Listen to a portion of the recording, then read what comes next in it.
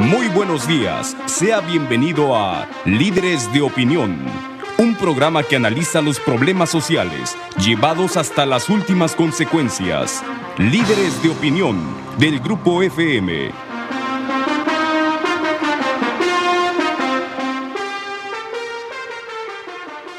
Hola, ¿qué tal? Buenos días. Bienvenidos a su programa Líderes de Opinión. Soy su servidor Francisco Ávila Camberos, conduciendo esta mañana al programa, y quiero decirles que tenemos un invitado especial. Nos da mucho gusto saludar a Mario Romo Gutiérrez, quien es presidente de Red Familia y es el vocero del Frente Nacional por la Familia. Él está de visita en Veracruz, lo hemos invitado a platicar con ustedes, con un servidor, para conocer su punto de vista y escuchar su opinión sobre temas que son verdaderamente relevantes y que han causado mucha polémica en los últimos meses. Normalmente hemos escuchado a través de diferentes medios una sola versión de los hechos o versiones que están más cargadas hacia un lado que hacia el otro para poder de alguna manera tener una información equilibrada que nos permita tomar conciencia de las cosas y poder en un momento dado obtener una información confiable y definir un criterio a seguir. Es que lo hemos invitado. Le damos la bienvenida a Mario Romo Gutiérrez. Mario, un gusto tenerte aquí en Líderes de Opinión. Bienvenido. Qué bueno que aceptaste. Francisco, muchas gracias. Encantado cada vez que vengo al puerto. Vengo menos de lo que yo quisiera, pero cada vez que vengo la verdad es que la paso muy bien y aprendo mucho. Y también me doy cuenta de la gran riqueza que hay en las familias de esta región. Y por eso es un gusto estar aquí y platicar con gente como tú, que siempre es agradable también. Favor que me haces, Mario. Mario, entrando en materia, ¿en qué consiste Red Familia? ¿Qué organizaciones la integran? ¿Cómo se sostiene? ¿Y cuál es el fin que persigue? Sí, bueno, Red Familia es una coalición de organizaciones de la sociedad civil, de asociaciones civiles que trabajamos todos los días por ayudar a las familias del país, a los niños, a las madres solteras también, a comunidades marginadas. En fin, es una vocación muy hermosa y amplia, pero siempre enfocada a atender al núcleo familiar. Al año, estas 1,200 organizaciones que formamos parte de Red Familia, cada una en su independencia y con su propia vocación, pero articulados en la red, buscando algunas cosas en común, llegamos cada año a 1 millón de familias. Es decir, no solamente tenemos presencia en medios de comunicación o ahora que se conformó el Frente Nacional por la Familia en los debates públicos, sino que de manera callada también todas estas 1,200 organizaciones trabajamos todos los días por las familias. Esto es muy positivo porque finalmente estamos preocupados por el país y el país, pues de alguna manera, como nación, tiene una célula básica que es la familia. En la medida que esas células básicas estén sanas, vamos a tener un país sano, vamos a tener un país fuerte, vamos a tener un país unido, vamos a tener un país exitoso. En la medida que esas células básicas, que son las familias mexicanas, estén en crisis, seguramente esa crisis se va a reflejar en el cuerpo social, que es el país. Yo creo que esto es importante y por eso qué bueno que hay una atención que se está dando a pues una serie de problemas que enfrentan las familias modernas. Sí. Problemas serios de desunión, problemas serios de falta de valores, problemas serios que tienen que ver inclusive con el futuro de las familias, y yo diría extrapolando las cosas y sin exagerar, yo creo que un poco hasta con el futuro de la humanidad, porque están cambiando paradigmas, se están cambiando pues muchas de las ideas que tradicionalmente le dieron sustento a la familia y que ahora creo que esas ideas van a llevarnos a una crisis de implementarse, van a llevarnos a una crisis todavía de mayores consecuencias que la que actualmente estamos viviendo. Sí, de hecho, cuando me preguntan que si está en crisis la familia, la respuesta que yo doy es que más bien lo que está en crisis es la persona.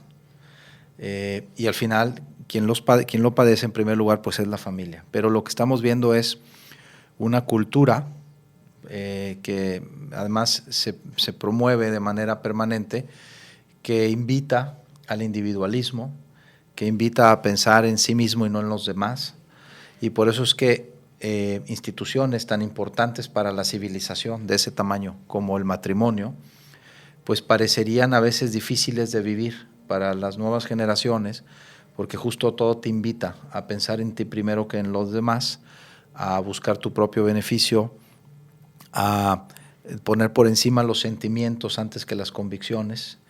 Y esto es lo que provoca que una institución que más bien lo que requiere es generosidad, perdón, poner las necesidades de otros antes que las tuyas, lo cual además, lejos de ser solamente un tema de ser estoico o ser alguien que realmente quiere sufrir, como a veces se quiere poner, es lo que te hace muy feliz. El tú ayudar a los otros, el poner las necesidades de los otros antes que las tuyas, aunque a veces cueste, te das cuenta que es lo que más te realiza y es lo que más te llena. Y eso es a lo que te invita el matrimonio y lo que exige una familia. Y como estos valores de la entrega, de la generosidad, del perdón, hoy no están de moda, pues es que cuesta más trabajo tal vez formar un matrimonio exitoso y una familia exitosa. Y si hoy además las leyes y también muchos medios de comunicación plantean que da lo mismo cómo se viva, que se puede ser igual de exitoso o igual de feliz, pues entonces muchos caemos en esa trampa, en ese engaño, y la verdad es que, como dicen por ahí, nadie experimenta en cabeza ajena. Tiene uno que vivir a veces ese sufrimiento para darse cuenta que algo no está embonando, que algo no está bien, y por eso es que instituciones como Red Familia buscamos más bien entrar en el debate público, pues planteando estas ideas, aunque a veces no sean muy populares en esta época, pero no hay duda que es lo que al final puede ayudar a que una familia, repito, la generosidad, la entrega, el perdón, la comunicación, pues salga adelante, ¿no? Hay una teoría últimamente que está teniendo cierta boga, porque pues inclusive a nivel de las autoridades de mayor jerarquía en este país la están impulsando, que es el hecho de que ahora se habla de matrimonios igualitarios. Por cierto, una palabra muy confusa porque sí, y además muy vendible, porque todo el mundo trata de que haya igualdad, pero sí, igualdad ante la ley, igualdad de derechos, igualdad de obligaciones.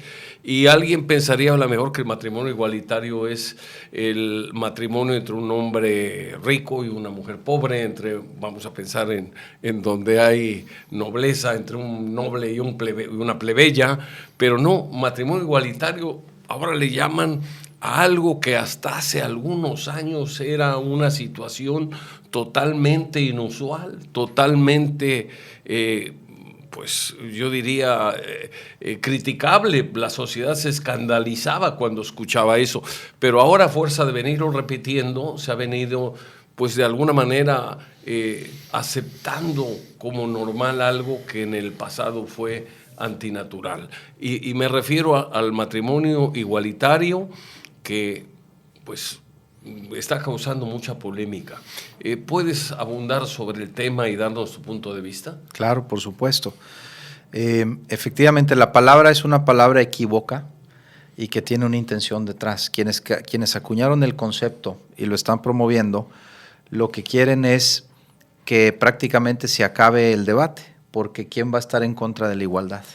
Es como si yo llegara y te dijera, ¿qué piensas de los matrimonios justos? ¿Qué piensas de los matrimonios felices? Pues la verdad es que alguien solamente que no esté en sus 5 sentidos diría, pues es que no estoy de acuerdo, ¿no? Con que sea un matrimonio justo, ¿no? Supieron acuñar muy bien la palabra para poder confundir. Entonces cuando dicen matrimonio igualitario, pues es que es difícil que alguien diga que yo no estoy a favor de la igualdad, y esto es una trampa, porque al final el matrimonio igualitario es la institución en donde los hombres y las mujeres son iguales en derechos, iguales en dignidad. El matrimonio igualitario es el que justo iguala las relaciones de hombres y mujeres por el bien de los hijos. Esa es la institución del matrimonio. El que adultos decidan vivir de otra manera, eso también, por supuesto, tenemos que decirlo con todas sus letras. No deberían tampoco, si una persona decide vivir de otra manera, pues ser marginado, ser insultado, ser arrinconado o que incluso se le violen algunos de sus derechos humanos, como el derecho. O se le discrimine. Sí, yo uso más bien la palabra marginación, porque el término discriminación también se usa de manera confusa. El derecho todo el tiempo discrimina. Las realidades distintas las trata de manera diferente. Entonces, no toda discriminación es negativa. También esa es otra palabra que se usa ahí mucho y me parece que provoca confusión. El derecho, las leyes, tratan realidades distintas de manera diferente y eso es discriminar. Entonces, no toda discriminación es un acto de injusticia. Por eso yo hablo de marginación más que de discriminación, pero entiendo que hoy el término se usa de esa manera. Pero efectivamente, el derecho a la salud, el derecho a la educación, el derecho a la vivienda, el derecho incluso a vivir, hablando de adultos, con la persona con quien tú quieras hacer tu proyecto de vida, son derechos humanos fundamentales. Que nadie lo objeta. Y nadie está en contra de ello, al contrario, tenemos que protegerlos y promoverlos para todos. En este país todos cabemos. Pero cuando hablamos de la institución del matrimonio, estamos hablando de una realidad jurídica, de una realidad jurídica natural, que lo que protege es justo las relaciones de hombres y mujeres, no como un capricho, ni como un acto de marginación contra nadie, sino porque son las relaciones de hombres y mujeres las relaciones fundamentales para el tejido social y para provocar y asegurar que papá y mamá, todos venimos de un padre y una madre, en la medida de lo posible puedan vivir juntos y seguir educando a sus hijos. Aunque tengo entendido que la palabra matrimonio tiene un origen etimológico que tiene que ver con la serie de ordenamientos legales que tienden a proteger a la madre y a los hijos. Así es. Creo que ese es el meollo del asunto. Vamos a ir, si te parece, una pausa y regresamos en un momento más para seguir platicando con el licenciado Mario Romo Gutiérrez, presidente de Red Familia. Continuamos con su programa Líderes de Opinión. Estamos platicando con el licenciado Mario Romo Gutiérrez, presidente de Red Familia. Estamos hablando sobre los matrimonios igualitarios que han generado mucha controversia. Si te parece bien, seguimos tocando el tema y luego vamos a entrar con la cuestión del aborto y la adopción de hijos por parejas homosexuales. ¿Te parece bien? Me parece Pues son muy temas de mucha relevancia que desde luego tratamos de tratar, válgase la redundancia, con respeto, pero también con una definición lo más clara que sea posible para evitar confusiones. Así es. Adelante, entonces. Bueno, estábamos hablando de que al final, efectivamente, hasta hace muy poco, había un monólogo, es decir, solamente estaba hablando una parte de estas discusiones, la parte que promueve la igualdad y que afirman que para ser iguales, entonces el matrimonio tiene que cambiar su naturaleza jurídica. Lo cual es donde nosotros ya hemos entrado como Frente Nacional por la Familia para que hagamos ver nuestros planteamientos. Entonces pasamos de un monólogo, ahora hay un debate. Y los debates, pues por supuesto en ocasiones generan tensión. Afortunadamente ha sido un debate pacífico y así seguirá siendo, pero es un debate necesario. Ojalá muy pronto haya un diálogo que nos lleve a entender cómo podemos convivir todos los mexicanos, todos cabemos aquí, y en donde también nos demos cuenta que todos tenemos una misma bandera. Hace poco me tocó estar en un debate en donde estuve pues debatiendo ideas con una persona de los grupos de la comunidad gay que están empujando con mucha fuerza su agenda, y en ese debate llegó con una banderita de México de multicolor, con el escudo nacional en el centro, y la reflexión que a mí me quedó es que al final lo que tenemos que promover es que en la bandera de nuestro país cabemos todos, no necesitamos cada quien su bandera. No necesitamos fragmentar a nuestra sociedad y que uno llegue con una bandera de un color y otros de otros. Esa bandera que tenemos nos representa a todos y todos cabemos ahí. Lo que tenemos que buscar es que justo entendamos muy bien cuáles son los derechos humanos fundamentales que tienen que ser respetados para todos y cuáles son instituciones de derecho civil que protegen realidades familiares naturales, como es el matrimonio. El énfasis del matrimonio, aunque evidentemente hay parejas que están casadas que no pueden tener hijos, pero eso es lo que en el ámbito jurídico se les llama como accidentes. Es decir, aunque una institución está diseñada para un fin, no necesariamente todos lo pueden cumplir a cabalidad. Pero sí hay que decir que en el centro del debate sobre el matrimonio están los niños y están los hijos. La institución del matrimonio ayuda a dos cosas, entre muchas otras. Por supuesto, realiza a los adultos que viven, si lo viven bien, en una relación matrimonial, pero principalmente busca dos cosas: proteger a los hijos para que ellos puedan conocer a su padre y a su madre. Todos tenemos un padre y una madre, ninguno sobra, los dos son necesarios. Y dos, en la medida de lo posible, porque no siempre se puede, hay veces que alguno muere, los adultos a veces somos inestables, no cumplimos nuestros compromisos, en fin, pero en la medida de lo posible, que también los hijos puedan vivir, ser educados y amados por sus padres. Eso es lo que busca la institución jurídica del matrimonio. Entonces no tiene sentido cambiarla, no tiene sentido quitarle, digamos, desfondarla. Incluso hay abogados que han cuestionado, y yo coincido con ellos, qué caso tiene ya una institución que ya no tiene ningún requisito de entrada, ya no, el matrimonio, con la definición que está dando la Suprema Corte, ya no tiene ninguna finalidad, salvo el que decir que dos personas se aman, ¿no? Lo cual el Estado no tendría por qué estarnos dando un papelito para decir que dos personas se aman o para decir cómo nos acostamos. Y perdón que use esta expresión, pero así es. Así como no da tampoco credenciales de amistad. Tú no vas al Estado a decirle, fíjense que somos dos amigos. Una licencia de amistad. Una licencia de amistad, ¿no? La verdad es que, y luego por otro lado ya no hay mecanismos de salida. Con las propuestas del Ejecutivo que hizo el 17 de mayo y que fue lo que provocó que muchas organizaciones y muchos padres de familia, 1.700.000 en 131 ciudades durante septiembre, saliéramos a manifestar nuestras convicciones, y hay que decirlo en paz, sin odio y sin violencia. Fueron manifestaciones ejemplares en donde no se habló en contra de los homosexuales, sino a favor de la institución del matrimonio y a favor de la educación de los hijos. Lo que estamos buscando es que ante esta propuesta que hizo el Ejecutivo, en donde también planteó el divorcio exprés, y lo estamos buscando que esto no se legisle. ¿Por qué? Porque el divorcio exprés lo que hace es que provoca que hoy sea más fácil divorciarte que cancelar tu celular, ¿no? Es decir, es una aberración. Hay algo que a mí me gustaría que comentaras, porque me parece que de repente en un país que supuestamente es democrático como México, donde para poder llevar una iniciativa o presentar una iniciativa se requiere pues una serie de firmas, un respaldo de cierto porcentaje de la población, etcétera, pues de repente el presidente hace una propuesta de legalizar o de autorizar lo que le llaman matrimonios igualitarios, cuando la inmensa mayoría de los ciudadanos se oponen a tal definición, a tal cambio. Me da la impresión que esto más bien obedece o a ocurrencias o obedece simplemente a presiones que a nivel internacional se ejercen sobre México.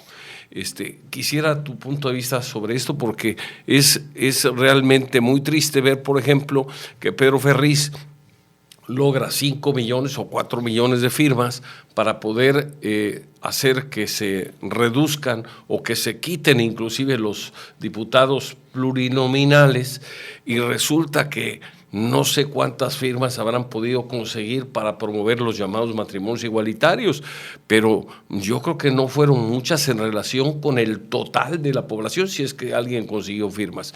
Me da la impresión que de repente los políticos que están en su nube, que no pisan ya el suelo, sino que andan levitando, tienen una ocurrencia que alguien les vende y creen que con esa ocurrencia van a tener satisfechas a la mayoría de las personas que habitamos en este país.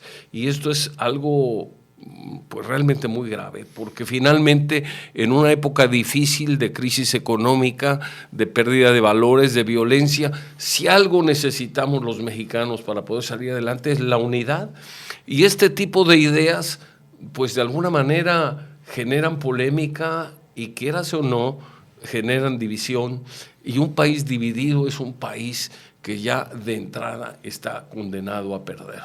En la medida que un país esté unido, que todos los ciudadanos o las grandes mayorías estemos a favor de un proyecto de nación que motive unidad, que motive solidaridad, que motive entrega, que motive trabajo, que motive sacrificio, en ese momento creo que vamos a tener la fortaleza necesaria para salir adelante. Sí, y además Yo creo que pensaron que esto les iba a convenir incluso electoralmente.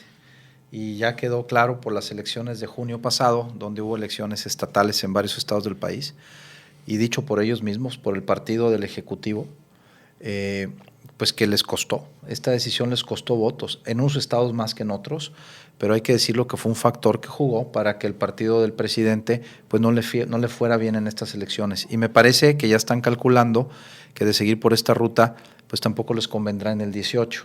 Y creo que esa es la razón principal por la cual están ellos ya reculando en base a estas propuestas.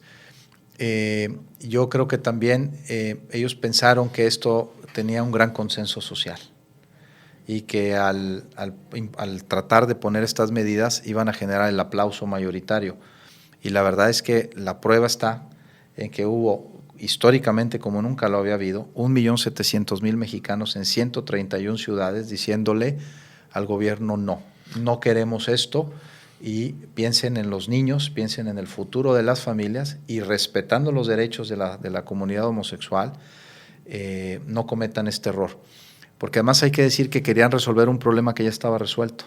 Desde el 2009, al menos en la Ciudad de México y en otros estados también esto ha ido avanzando, ya existe la figura que le llaman uniones de convivencia, que son uniones que no están enfocados justo a la relación complementaria sexual entre hombre y mujer, pensando en la llegada de los hijos, como es el matrimonio, sino que es una relación que protege derechos para dos o incluso más personas que quieran convivir juntos, tengan o no entre ellos una relación sexual o afectiva de ese tipo. Aquí cabían incluso, por ejemplo, 2 hermanas viudas que querían compartir una vivienda y tener ciertos derechos, también 2 personas homosexuales o incluso más que quieran vivir de esa manera. Eso ya estaba resuelto, ya tenían derecho a heredar, ya tienen derecho a representar en un problema de salud uno a otro. Y también servicios de salud, de prestaciones sociales, ¿no? Sí, por ejemplo, si uno de ellos trabaja y el otro no, y esta persona tiene pues seguro social y su pareja, vamos a pensar 2 hombres, no está trabajando, no tiene seguro social, ya podía uno transferir el derecho a la seguridad social al otro. Es decir, ese tipo de cosas ya están resueltas a través de esta figura y a través de otras decisiones que se han ido tomando. Entonces, la verdad es que en el fondo, esto más bien es una lucha cultural porque piensan algunos ideólogos de la comunidad gay, porque también hay que decir que estos grupos no representan a los homosexuales. Hay muchos homosexuales que marcharon al lado de nosotros porque están de acuerdo en que no conviene hacer este tipo de medidas. Pero algunos ideólogos de la comunidad gay, en el fondo lo que están planteando es que quieren acabar con la figura del matrimonio. ¿Por qué? Porque para ellos es una manera de discriminar. Y es tal, y lo entendemos, la necesidad, porque ha habido también marginación en muchos sentidos hacia la comunidad homosexual, es tal la necesidad de reconocimiento que sienten que hasta que no se les dé el estatus de matrimonio a su relación, entonces son, digámoslo así, relaciones de segunda o se sienten menospreciados. Pero es un error querer resolver agravios modificando la única institución que protege a los niños, ¿no? Y hay un detalle también importante que hay que señalar: el matrimonio es anterior al Estado. El matrimonio existe desde antes de que México existiera. Sí. Entonces, me da la impresión que es como tratar de socavar las bases de una institución que de alguna manera le dan un sustento a la sociedad. Y se dice mucho que esto es actualizar, hombre, que ya no seamos de la Edad Media, que las cosas evolucionan. Efectivamente, las cosas han evolucionado. Hoy, afortunadamente, se tiene más conciencia de respetar los derechos de las personas homosexuales, ¿no? De no agredirlos, de no marginarlos. Claro, eso es bueno. Como seres humanos que son, merecen también, esto hay que señalarlo, nuestro respeto. Pero una cosa es que merezcan nuestro respeto y otra cosa es que ellos traten a su vez de imponer una ideología de género con la que la gran mayoría no estamos de acuerdo. Sí, sobre todo en el tema de educación, que creo que es otro buen punto en el que valdría la pena hablar algo también, que es que justo también 1.700.000 personas, la mayoría padres de familia, ¿no? Justo lo que estamos pidiendo es que los contenidos y la educación que reciben nuestros hijos en las escuelas sea una educación acorde con las convicciones éticas y religiosas de sus padres, que ese es un derecho de los niños. Es un derecho, además de los padres, educar a los hijos. Sí, y está consagrado en múltiples tratados. Y es un tratados. derecho que tienen en forma, digamos, privilegiada, o deberían de tener, y en segundo lugar, de manera subsidiaria el Estado cuando faltan los padres. Y fíjate que también... Pero no suplir ese derecho de los padres. Y además también hay una gran marginación, Francisco, amigos, hay que decirlo. ¿Por qué? Porque resulta que, por ejemplo, en mi caso, yo tengo la fortuna de poder llevar a mis hijos a una escuela particular, a una escuela católica, en donde yo puedo asegurarme que el derecho de mis hijos a ser educados en nuestras convicciones familiares sea respetado.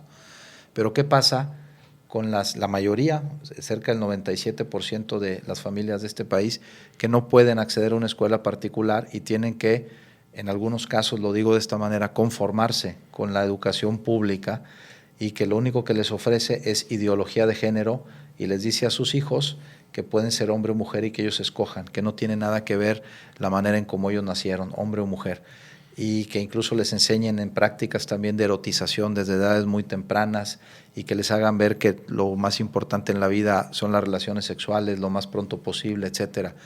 Todo ese tipo de cosas.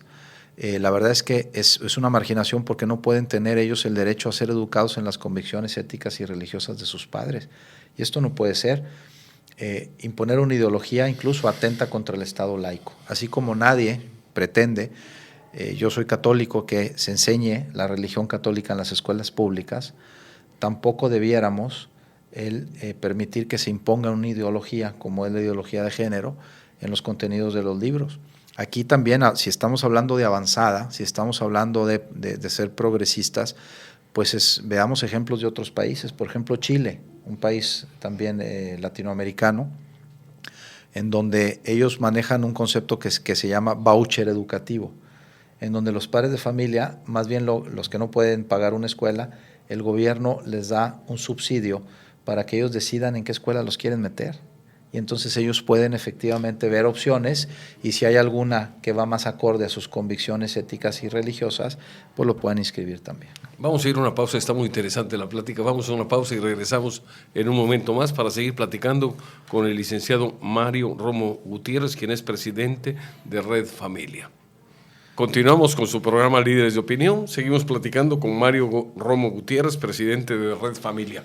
Mario, estabas hablando sobre la educación que se da en las escuelas públicas, donde hay libros de texto que están cargados de ideología, que lejos de respetar, según nos dice, el Estado laico que presume el gobierno de México, están cargando la información, sobre todo en cuestiones de tipo sexual, hacia un extremo que, en mi opinión, por lo que dices, creo que no es bueno para los niños o para los escolares el recibir una información sesgada. Sí, mira, yo soy pedagogo, Francisco, entiendo de lo que estoy hablando. Tengo maestría en ciencias de la educación y soy maestro, soy profesor, además de ser padre de familia. Entonces te puedo afirmar que los niños lo que no necesitan, sobre todo en edades muy tempranas, es confusión. Es lo que menos necesitan. Cuando un niño está afirmando su identidad sexual, lo que necesitan es justo una educación sexual sana e integral, y siempre de la mano de los padres de familia. A veces me han preguntado, oye, ¿y en qué momento es conveniente que los niños sepan, por ejemplo, que hay otras realidades, ¿no? Que existe la homosexualidad, etcétera? Y la respuesta que les doy, y no es redundante o es sacarle la vuelta, no, tiene su razón, es a los niños se les tiene que dar la información necesaria en el momento adecuado. Hay que acompañarles según su desarrollo psicoevolutivo, y en su momento ellos irán sabiendo que hay otras realidades. Van a preguntar, ahí decía un pedagogo que había que hablar con toda franqueza con ellos en el momento que ellos preguntaran. Sí, y no andar pretendiendo adelantar tiempos. Y entender sus preguntas, porque por ejemplo hay por ahí un anuncio de una cadena de hamburguesas en donde llega el niño en un restaurante de estos y le dice al papá, un niño pequeño, oye papá, ¿qué es sexo? Bueno, y el papá se desvela en una cantidad de explicaciones, sudando el papá, etcétera, y escucha al niño y luego le dice, ¿pero por qué me preguntaste, hijo? Le dice, porque quiero saber qué pongo aquí en el cuadrito, ¿no? En un tema ahí de la escuela. Entonces hay que entender que a veces lo que tenemos primero que saber es qué inquietudes tiene, por qué las tiene, y no dar información de más ni tampoco de menos. Y esto es donde a veces de manera torpe, perdón que utilice este argumento, el gobierno quiere dar una receta para todos, sin respetar la individualidad de cada niño, de cada hijo en una materia tan sensible como es la educación de la sexualidad humana. Entonces, y aunque lo quiere negar el gobierno en varias ocasiones, yo el otro día que estuve con un funcionario le llevé algunos de los libros y le demostré que, por ejemplo, en un libro de primero de primaria, de los libros oficiales actuales, ponen el dibujo, cuando hablan, define a tu familia, con 2 hombres, con 2 papás ahí en ese dibujo. A un niño de 5 o 6 años, que la gran mayoría no vive en esa realidad, le vienes a generar dudas o cuestiones que no tenía, ¿no? Entonces, eso es un error. O, por ejemplo, en los libros también de secundaria, en donde con todas sus letras dicen la sexualidad, la identidad sexual y la sexualidad es una realidad cultural que nosotros hemos creado. Es decir, lo que están diciendo ahí, eso es ideología de género, que uno elige, que uno no es hombre o mujer, sino que uno elige ser hombre o ser mujer y uno crea esa identidad, como si la realidad biológica y genética no tuviera nada que ver. Cuando hay una idea que omite una parte de la realidad, como en este caso la identidad biológica y genética de una persona, como hombre o como mujer, y se omite, eso es ideología. Claro que la cultura también juega, pero no es todo cultura. También hay genes, también hay biología y también hay educación. La Corte, algunos ministros de la Corte, hay que decirlo mejor, traen ahora un concepto de moda. Le llaman y dicen que es un derecho que está en la Constitución. La verdad es que si uno ve el texto constitucional no lo encuentras por ningún lado. Pero es una interpretación que sobre todo el ministro Saldívar ha querido hacer, y que se llama el derecho al libre desarrollo de la personalidad. En alguna ocasión se le preguntó, oiga, señor ministro… Eso es muy etéreo, ¿eh? Sí, pero dijo, no, y además es este manejo de las palabras como matrimonio igualitario, ¿no? Como interrupción legal del embarazo, ¿no? Pues suena bonito. Estamos hablando de aborto, llamémosle a las cosas por su nombre. Entonces, este concepto que suena muy bonito de libre desarrollo de la personalidad tiene varios problemas. Primero, que no está en la Constitución. Y cuando él se le preguntó, dijo, no, bueno, es que no está ahí escrito, pero está en el espíritu de la Constitución. O sea, lo que está diciendo es que la Constitución es él, porque él es el que dice lo que está ahí. Bueno, y tiene otro problema, entre otros, que yo como pedagogo y que también he estudiado sociología, todos los que somos, incluso padres de familias, tampoco tienes que tener grandes estudios para darte cuenta de esto, el libre desarrollo de la personalidad es una utopía, porque todos somos fruto de nuestra biología y de nuestros genes, de nuestra herencia biológica, es decir, lo que somos es fruto de esto, es fruto de la cultura en la que estamos y es fruto de la educación que hemos recibido. El ser humano no es una florecilla silvestre que se planta en algún lugar y que crece solo. El ser humano tiene que ser educado, el ser humano tiene que ser guiado y además está influenciado, a veces muy fuertemente, por todos estos factores que estoy diciendo, y esto no necesariamente es malo, es lo que nos hace ser personas. Es una utopía cuando se habla de libre desarrollo de la personalidad, no existe. Es el libre desarrollo, existe la libertad humana para tomar decisiones, pero lo que también es un hecho es que los seres humanos somos educados y somos influenciados por la cultura en la que estamos. Entonces, este concepto utópico, que además no está en la Constitución, es el que han usado para validar el matrimonio homosexual. Es el hueco por donde salen todas las ocurrencias. El tema de la marihuana también, usaron este concepto. Yo quiero preguntar el tema del aborto. Inclusive a nuestro amable auditorio, quisiera plantearles y que alguien me dijera en qué país del mundo ha habido progreso mediante la legalización de los estupefacientes. En ninguno. Inclusive donde hay mayor libertad para el consumo de drogas es donde va incrementándose de alguna manera los robos, donde va incrementándose la violencia. ¿Por qué? Pues es muy sencillo. El que consume drogas va subiendo el nivel de consumo o inclusive la potencia de las drogas la va incrementando y llega un momento en que no trabaja y las drogas cuestan y cuestan caro, entonces necesita tener recursos para poder pagarlas. ¿Qué es lo que va a hacer si no tiene dinero suficiente? Bueno, pues simplemente tendrá que delinquir. Y para autorizarle a este colectivo de abogados que se hicieron llamar SMART, además escogieron un término muy contagioso porque significa inteligente, el ministro Saldívar en la primera sala utilizó justo este argumento. por el libre desarrollo de la personalidad, tienen derecho a cultivar y a consumir para uso lúdico la marihuana. Ese es otro tema en donde podríamos hablar mucho también. Por ejemplo, se habla de marihuana medicinal. Bueno, también hay algunos estupefacientes que se usan como medicina. Pero nunca has oído... nunca para fines lúdicos. Pero además nunca has oído... prescripción médica. Además. Y nunca has oído el término cocaína medicinal o heroína medicinal. No existe. Lo que existen son derivados, algunos, en donde en laboratorio se extraen clínicamente y se dan en las dosis adecuadas para aliviar ciertas cosas, pero no es ni la cocaína ni la heroína, es un derivado. Entonces, ¿por qué se habla de marihuana medicinal? Es una forma de buscar también el consenso social, de la aceptación de las personas. No existe la marihuana medicinal como no existe la cocaína o la heroína medicinal. Existen algunos derivados que están en estudio de la marihuana que pueden ayudar en ciertas cosas, pero el que tú te fumes un churro de marihuana no te alivia ni te cura.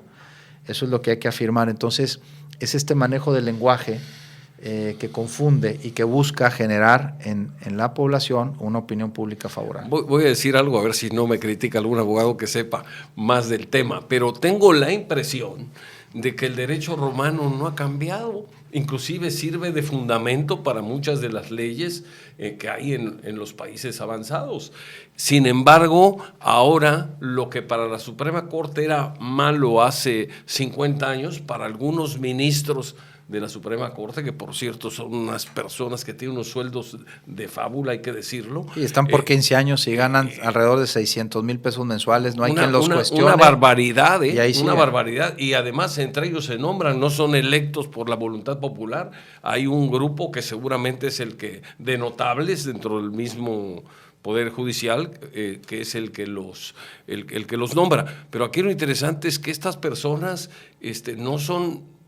y a lo mejor esto también va a generar críticas, pero no son un dechado de calidad moral para poder estar en un momento dado emitiendo leyes, etcétera, que inclusive afectan a la familia o pueden afectar a la sociedad. Hay un ministro de la Suprema Corte que al parecer había mandado a encarcelar hasta una persona con la que vivía, sí. Y no reconocía a unos hijos que había tenido con ella. O sea, hay que tener cuidado porque alguien piensa a veces que quienes integran la Suprema Corte, y aclaro que debe haber gente muy valiosa ahí, pero también entre ellos puede haber personas que no tengan la calidad necesaria para tomar decisiones de tal naturaleza. Trascendencia. Y tal trascendencia. Permíteme una aclaración, Francisco, nada más.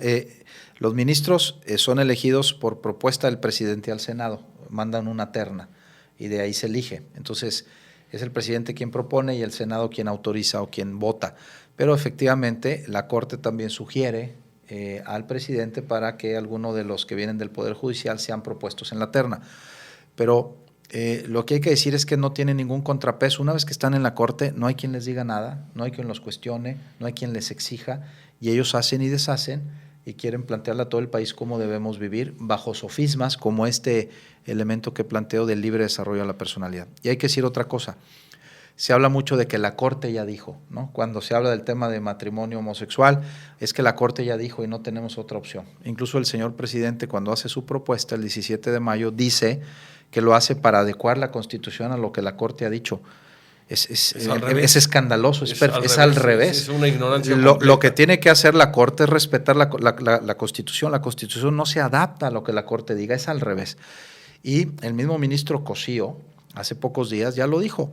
Este fallo de la sala, de la primera sala, es decir, es un fallo no de los 11 ministros, sino de la mayoría de 5 que están en una sala, es decir, 3 de 5, en la suma total 3 de 11, una minoría de ministros aprobó este tema del matrimonio homosexual, etcétera, pero también ya Cosío lo dijo, esto es perfectamente temporal, puede llegar mañana o pasado mañana otros ministros con un criterio distinto, que la Corte los ha tenido, y cambiar el criterio. Entonces, vamos a cambiar todo nuestro derecho civil en los estados para adaptarlos, lo voy a decir de esta manera, a un capricho de 3 ministros.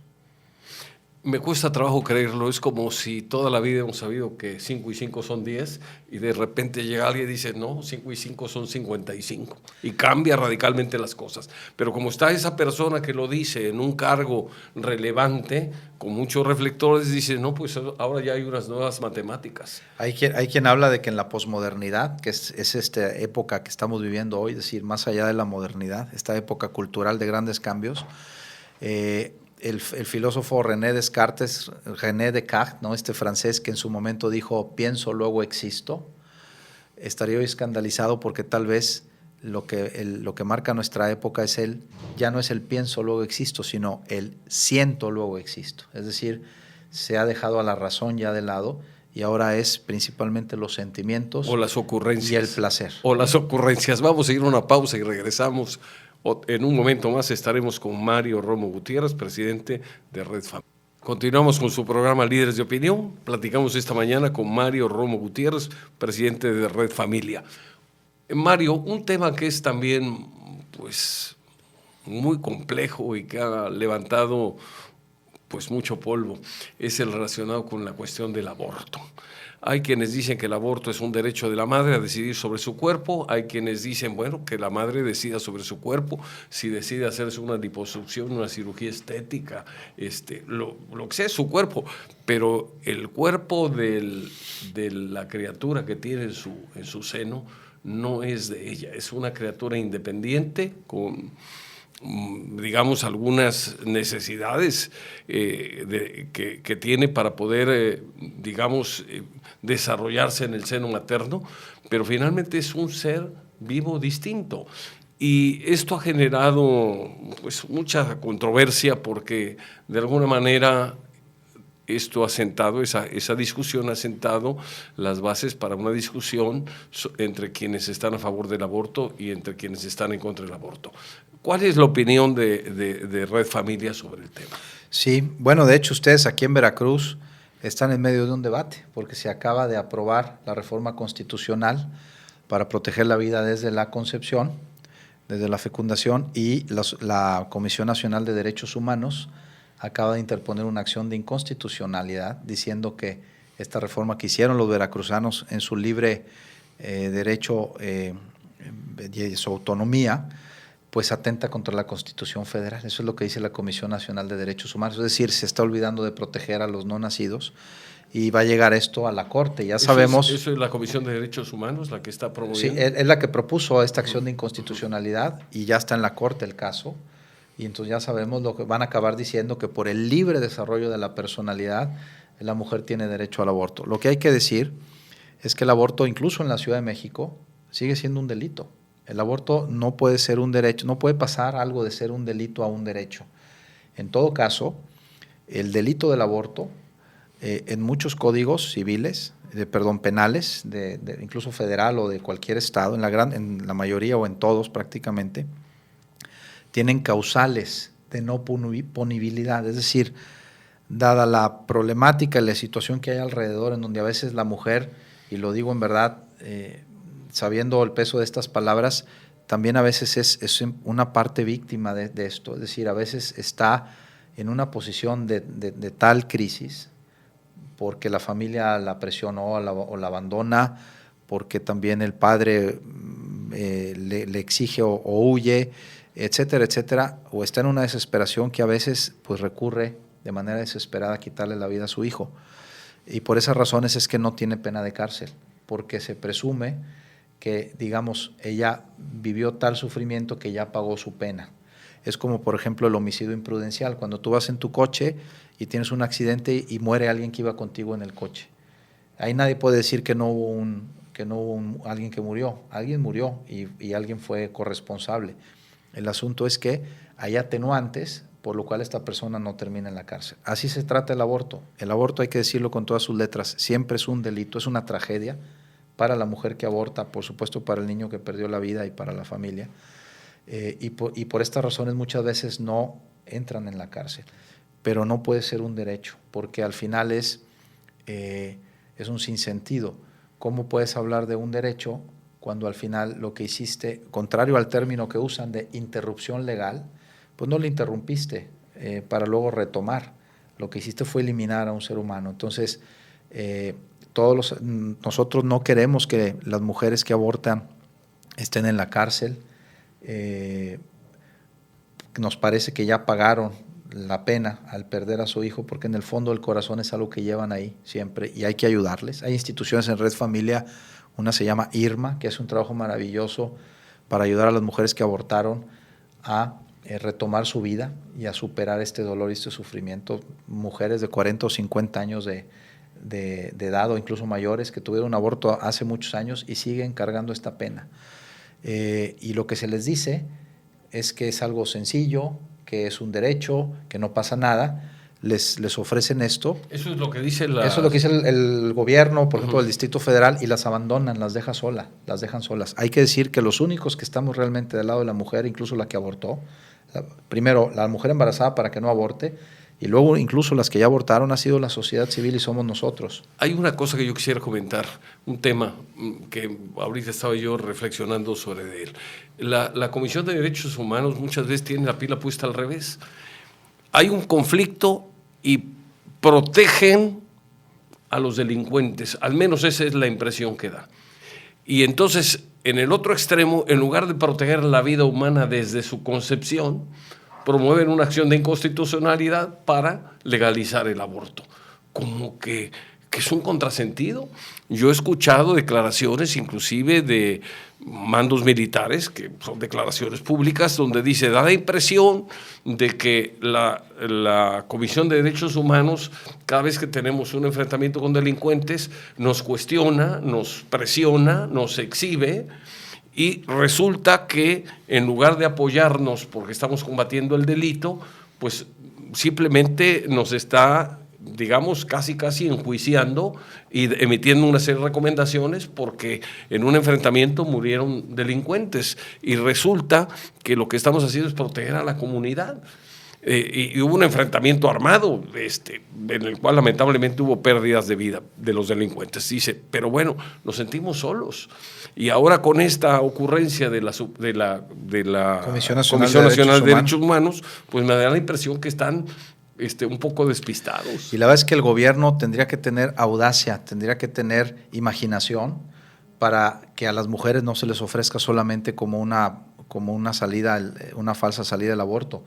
El Estado también tendría que ofrecer centros de acogida y de atención para que la mujer embarazada en situación de crisis, si al final no puede o no quiere crear a su hijo por distintas razones que no juzgaremos, se le dé la oportunidad al niño de seguir adelante con otra familia y la mujer pueda seguir con su proyecto de vida sin tener que enfrentar a veces incluso gastos. Hay matrimonios que lamentablemente no pueden tener hijos y serían capaces de sacrificar su posición económica, etcétera, lo necesario para poder tener un niño aunque sea adoptado. Y lo único que hace hoy el Estado es decirle a la mujer, ven, aborta y luego te dejo sola. Es una pena, es una tragedia para todos, para la mujer, para el niño. Entonces eso no resuelve el problema. ¿Qué sigue para Red Familia? Bueno, pues siguen muchas cosas.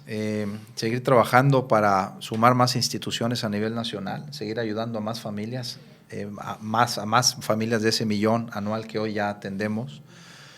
Sigue también en el Frente Nacional de Por la Familia, pues toda una serie de medidas que se anunciarán en las próximas semanas. Tenemos una asamblea nacional a finales de este mes, de octubre, en donde 150 liderazgos de las 131 ciudades donde salimos a marchar, nos vamos a poner de acuerdo en una hoja de ruta de aquí al menos hasta diciembre del 2018 para proponer distintas acciones, algunas de protesta y otras de propuesta, para dialogar y estar en el debate público con los distintos órdenes de gobierno, en los medios de comunicación y convocando a la sociedad para que construyamos un país mejor para las familias, para los matrimonios y para los niños de este país, en donde lo que necesitamos es que los pongamos en el centro de este debate a los niños, que protejamos su inocencia, que sigamos manteniendo el anhelo de que todos los niños del país puedan tener a su padre y a su madre, aunque a veces no se pueda, pero es un anhelo que no podemos dejar de lado.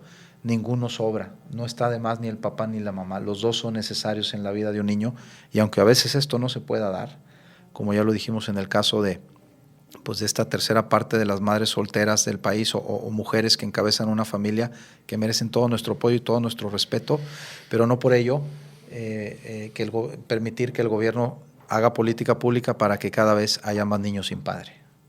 Mario, esta es una labor titánica, complicada, heroica y muy incomprendida. Te deseamos mucha suerte, ojalá tengan éxito por el bien de la niñez y por el bien de México. Muchas gracias, somos muy felices sirviendo en el campo de la familia, no estamos ni deprimidos ni cansados, lo hacemos con una gran alegría porque sabemos que aquí nos jugamos una buena parte del futuro de nuestro país. Mario, un gusto, gracias por haber aceptado esta plática, muy interesante. Yo espero que nuestro amable auditorio la haya disfrutado, haya ayudado esta plática a formar opinión, que eso es importante, y les agradecemos mucho que nos hayan hecho el favor de escuchar y de ver a través de internet. Y obviamente nos vemos, Dios mediante, la próxima semana a la misma hora en Líderes de Opinión. Muchas gracias. Gracias por estar aquí en este programa. Hasta luego.